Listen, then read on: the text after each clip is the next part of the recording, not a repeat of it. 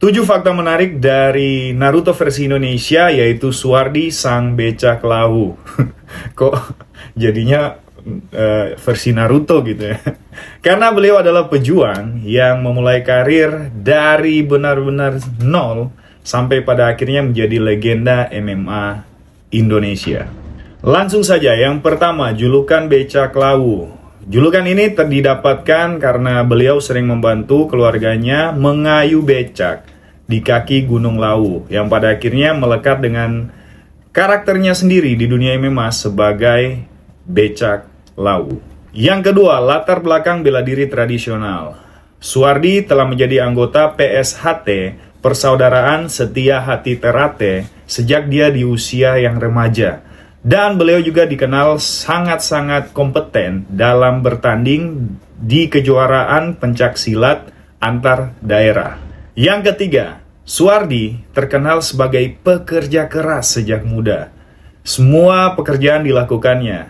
Yang mungkin kita tahu dari julukannya becak lawu, membantu keluarganya mengayuh becak di kaki Gunung Lawu. Dia juga menekuni berbagai pekerjaan seperti buruh ataupun security, dan juga sebagai pelatih silat di daerahnya. Jadi ya, buat keberlangsungan hidup, dia juga melatih silat. Dan pada akhirnya membentuk karakternya dia menjadi sosok yang tangguh, seperti yang kita tahu pada saat ini. Yang keempat, kalau Naruto pada saat ujian, dia tidak mengisi lembar jawaban dan tiba-tiba lulus, tapi Suardi secara tidak sengaja menekuni karir di dunia MMA.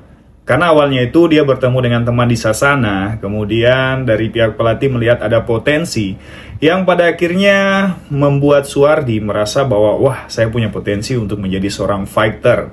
Dan akhirnya dia menekuninya hingga sampai saat dia pensiun. Lalu yang kelima, saat dia melakukan debut pertama kalinya di MMA, dia langsung menarik perhatian dari promotor karena penampilannya yang sangat agresif dan menampilkan pertarungan street fighter dicampur dengan gaya silatnya, namun tidak mengabaikan ground fight-nya. Ya, kenapa demikian? Suardi selain terkenal sebagai legenda Indonesia, dia adalah artis submission, kuncian. Dari latar belakang yang anta beranta, silat, tiba-tiba menjadi ahli kuncian di MMA Indonesia. Wow! Fakta menarik berikutnya, yang keenam, layaknya Naruto, yang ketika dia menjadi Hokage dan jago, tidak meninggalkan desanya, malah melindungi desanya.